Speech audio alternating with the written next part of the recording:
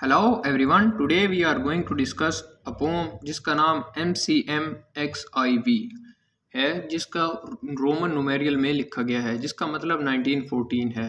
1914 जिस तरह हम जानते हैं कि वर्ल्ड वॉर वन जब स्टार्ट हुई तो वो डेट 1914 थी और जो वो एंड हुई 1918 में वो एंड हुई। ये पोम फिलिप लार्किन की तरफ से लिखी गई है और ये उसके एक famous collection the Whitson wedding 1964 में पब्लिश हुई।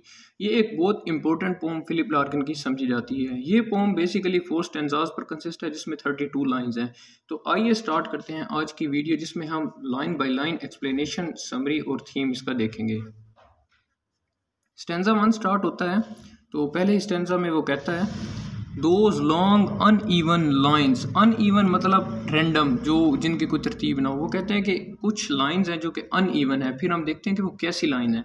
स्टैंडिंग एज पेशेंटली, वो कहता है कि कुछ लोग हैं पेशेंटली खड़े हुए हैं। तो इसमें हमें समझ नहीं आ रही कि किस बारे में बात कर रहा है। जिस तरह हम अगर टाइटल देखें तो हमें पता चलता है कि 1914 यानी वर्ल्ड वॉर फर्स्ट के बारे में बात करता है। तो वो बताता है कि वर्ल्ड वॉर जब स्टार्ट हुई थी ब्रिटेन में, इंग्लैंड में, तो फिर उसका क्या हालात थे। मतलब लोग जो थे ना वो वार में जाने के लिए बेताब खड़े हुए थे और वो लाइंस वगैरह उन्होंने कुछ नहीं बनाई हुई थी, बड़े रेंडमली जिसे हम कह सकते हैं कि वो खड़े हुए थे। As if they were stretched outside the oval और विला पार। आउटसाइड मतलब फैले हुए होना। कुछ लोग जो थे वो इस तरह फैले हुए थे, मतलब लोगों की तादाद बहुत ज़्यादा थी और वो ऐसे लग रहा था कि ओवल और विला पार्क जो है ना उसके बाहर खड़े हुए हैं। फिर वो आगे बताता है नेक्स्ट लाइन में the crowns of head. Crown मतलब जो उनकी हेड जो थी ना, उन क्राउन की तरह, ताजों की तरह नजर आ रही, सिर्फ हेड नजर आ रही थी। मतलब लोगों की तादाद इतनी ज़्यादा थी कि हम लोगों को नहीं देख सकते, सिर्फ उनकी हेड्स को देख सकते हैं। The sun on moustache archaic face. The sun moustaches जिस तरह हम कह सकते हैं कि मूंछों वगैरह को कहते हैं आर्किक फेस। और उनके जो आर्किक मतलब लोगों के चेहरे धूप में इस तरह लग रहे थे कि जैसे वो बूढ़े हुए हैं। मतलब उनके चेहरे चमक रहे थे धूप में। Grinning as if it were all an August bank holiday. Lark, lark मतलब होता है परिंदे को भी कहते हैं और गीत को भी कहते हैं। तो ग्रीनिंग मतलब मुस्कुरा रहे थे, वो खुश खड़े थे। तो इसमें वो बताता है कि जो लोग खड़े थे ना उसके अनइवन लाइंस में, तो वो बताते हैं कि वो ऐसे खड़े हुए थे जैसे बैंक हॉलीडे हो अगस्त में, और वो उसके लिए बड़े मुस्कुरा रहे थे, यानी उन्हें कोई फिक्र नहीं थी। कहने का मतलब ये है कि वो वर्ल्ड वार की जो डिस्ट्रक्शन थी ना, जो उस वार की डिस्ट्रक्शन, उससे ला इलम थे कि वो क्या होने वाला है, क्योंकि वो नहीं जानते थे कि ये वार 4 साल तक स्टार्ट रहेगी और इसकी इतनी ज़्यादा तबाहकारियाँ उनके सामने नजर आएंगी। तो बैंक हॉलीडे के बारे में बताया जाता है कि उस टाइम में जब बैंकर्स जो होते थे उन्हें अगस्त में एक हॉलीडे के लिए भेजा जाता था और वो पार्क में क्रिकेट वगैरह देखते थे, कुछ खेलते थे और कुछ देखते थे। तो इसके बारे में सारा कुछ बताया गया है। तो नेक्स्ट स्टैंजा स्टार्ट होता है। नेक्स्ट स्टैंजा में वो बताता है and the shut shop the bleached establish name on the sun blind. पहले 2 स्टैंजाज में जो है ना वो उसके बारे में बताता है कि एक क्या नाम है, सिटी लाइफ के बारे में बताता है कि सिटी लाइफ में क्या हालात थे, लोग किस तरह रह रहे थे और वर्ल्ड वार का इफेक्ट उन पर कैसे हुआ था। एंड द शट शॉप्स, और जो वो कहता है कि दुकानें बंद थी, वो कहता है इसमें, एक मिनट सॉरी, वो कहता है दुकानें बंद थी। And the bleached establish name on the sun blind. Sun blind हम कह सकते हैं कि वो शॉप के बाहर एक जो तजावुज़ात जिसे हम कह सकते हैं कि बनाए हुए होते हैं कि धूप वगैरह ना आए। तो हम जैसे देख सकते हैं कि कोई पर्दा वगैरह कुछ लगा दिया जाता है या कोई क्या नाम है टीन की जो कुछ चीज़ें होती हैं वो लगा दी जाती हैं। तो वो कहता है कि जो वो चीज़ें थी ना दुकानों के बाहर जो एक्सटेंशन लगी हुई थी, तो उसे वो ब्लीच ओवर यानी उसका जो धूप की वजह से ना उसके जो वो हो गया था, उसका रंग फीका पड़ गया था। द फर्दिंग एंड सोवरिन, ये फर्दिंग एंड सोवरिन ये 2 किस्म के जो है ना वो है क्या नाम है क्वींस हैं जो उस टाइम में सिक्के जो हैं वो चलते थे। And dark cloth children at play. Dark cloth मतलब गहरे रंग के, जो बच्चे थे उन्होंने गहरे रंग के कपड़े पहने हुए थे। एट प्ले, और वो खेल रहे थे। Called after Kings and queen, ये उस टाइम में एक फैशन था कि जब बच्चे होते थे उनका नाम जो है किंग्स और क्वीन पर के नामों पर रखा जाता है। जिस तरह एलिजाबेथ हो गया, जॉर्ज हो गया, तो इस तरह के नाम रखे जाते रहे जब वो बच्चे थे। ये एक अर्बन लाइफ के बारे में बताया गया है। The tin advertisement for Coca and twist and the pubs. तो ये जो बताया कोका, ये जो है चॉकलेट इससे बनती है, ट्विस्ट तंबाकू, और पब्स जो थे and the pubs wide open all the day. वो कहता है कि तमाम चीज़ें थी जहाँ वर्ल्ड वार से पहले हर वक्त खुली रहती थी और उन पर एडवर्टीजमेंट वगैरह की जाती थी।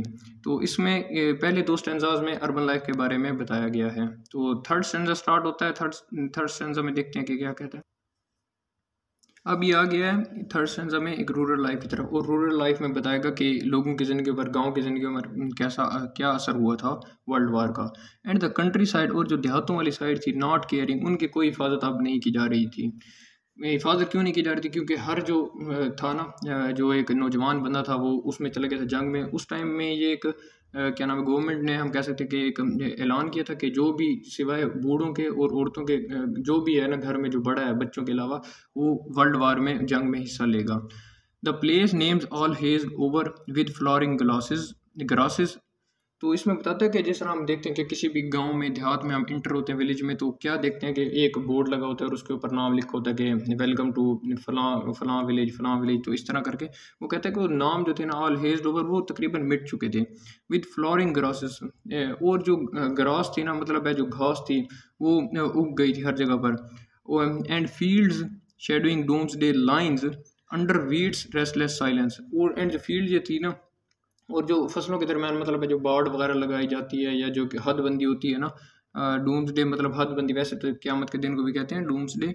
और वो जो थी, वो लाइंस जो थी वो एंड हो गई थी अंडर वीड्स रेस्टलेस साइलेंस। और वो कहता है कि जो एक गंदम के जो वो थी ना, क्या नाम है उसका, फील्ड जो थी, वो ग्रास थी, वो थी जो प्लेस थी जहाँ पर वीट गंदम उगाई जाती है, तो वो वहाँ पर एक अजीब सी किस्म की साइलेंस थी।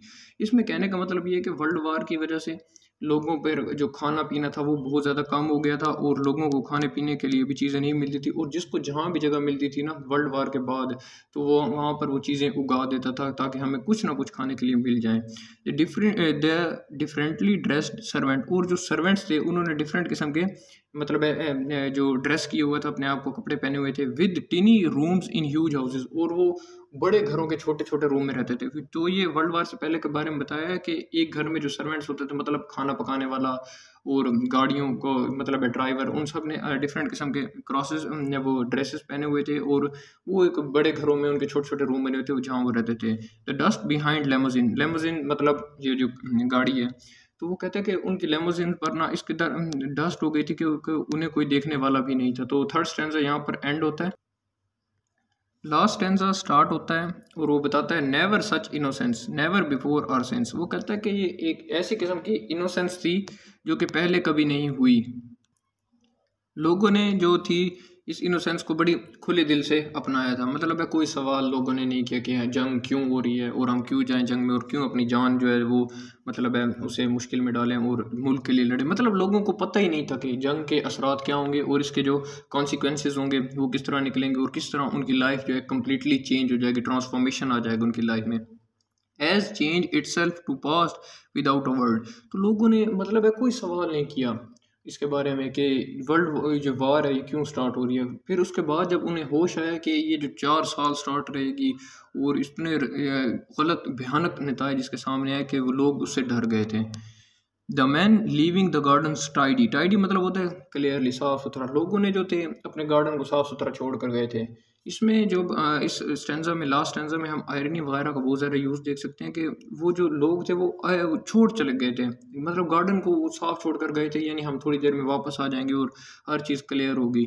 लेकिन उन्हें क्या पता था कि ये 4 सालों तक ये जारी रहेगी। The 1000 of marriages lasting a little while longer. तो वो बताते हैं कि जो मैरिजेस थी, न्यूली वेडिड कपल जो थे वो शादी करके गए, मतलब नौजवान जो गए थे, तो वो शादियाँ जो थी थोड़े अर्से तक जिंदा रही। मतलब इस कदर लोग उसमें मरे वर्ल्ड वार में कि जो शादियाँ थी, जो अभी अभी जो शादी हुई थी वो ख़त्म हो गई थोड़े अर्से के लिए। नेवर सच इनोसेंस अगेन। तो इसमें लास्ट लाइन में वो जो हम देखते हैं कि वो कहता है कि ऐसी इनोसेंस जो थी ना वो हमने कभी ज़िंदगी में नहीं देखी, राइटर कहता है फिलिप लार्किन। और वो कहता है कि ऐसी जो है इनोसेंस हम दोबारा देखेंगे भी नहीं। और इससे वो वर्ल्ड वार के हम उसे देख सकते हैं कि वार्स के वो कितना खिलाफ था। जितने भी राइटर हैं मोस्टली लिटरेचर में वो हमेशा एंटी वार होते हैं और लोगों को बताते हैं कि वार नहीं होनी चाहिए। तो यहाँ पर ये पोम ख़त्म होती है। तो हम इसके थीम वगैरह को देखते हैं। इसमें बेसिकली 3 थीम है। पहला थीम जो है वो वार का है। वार के बारे में जिस तरह हम टाइटल से भी, टाइटल ही बता देता है कि ये वार के बारे में है। और टाइम बताया गया है कि किस तरह टाइम इम्पोर्टेंट है एक बंदे की लाइफ में, और किस तरह टाइम की वजह से जो डिस्ट्रक्शन आई है, ट्रांसफॉर्मेशन आया, लोगों के पास खाने के लिए चीज़ें नहीं थी, ठीक है, वार की वजह से, और लोगों को सर्वेंट्स नहीं मिलते थे, और जो फैक्ट्रियाँ वगैरह थी वो बंद हो गई थी, और बहुत ज़्यादा कैद साली जिसे हम कह सकते हैं कि हर तरफ तबाही तबाही थी, ट्रांसफॉर्मेशन हो गई थी, लोगों की लाइफ कम्प्लीटली चेंज हो गई थी। जो एक बड़े घरों में लेमोजिन्स वगैरह में और इन लग्जूरियस लाइफ गुजार रहे थे, उनकी life after world war completely change हो गई थी, और वो एक छोटे घरों में और जंगलों में छुपे रहने पर मजबूर हो गए थे, क्योंकि जहाँ पर भी जिससे कोई मिलता था वो उसे मार देता था। क्यों बहुत ज़्यादा तबाही इसमें वर्ल्ड वार वन में हुई। और वो लास्ट लाइन जिस तरह वो कहता है कि ऐसी इनोसेंस, वो कहता है कि मैं कभी ज़िंदगी में नहीं देखूंगा, लेकिन वो राइटर फिलिप लार्किन यहाँ पर गलत है। और कुछ ही अरसे बाद 1939 में वर्ल्ड वार टू स्टार्ट हो गई थी। तो इस तरह कहता है कि ये तमाम जो पोम है एक वार के अबाउट है। तो that's all about today's video. If you have any question you can ask, I will इंशाल्लाह answer you in comments. So thanks for watching, thanks for your time.